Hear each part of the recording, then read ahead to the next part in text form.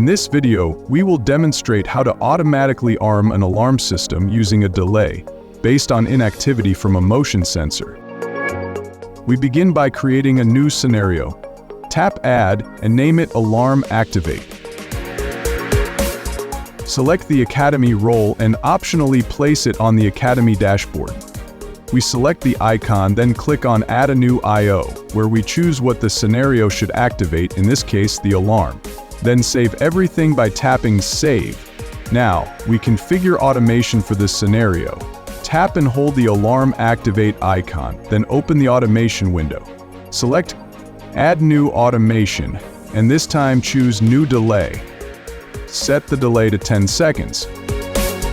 Enable both Clear Delay and Start Delay.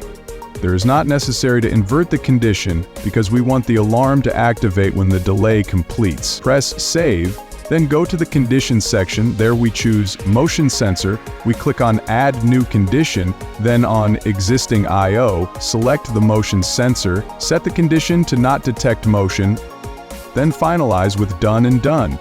Now we test the setup. We deactivate the alarm and wait for 10 seconds of inactivity.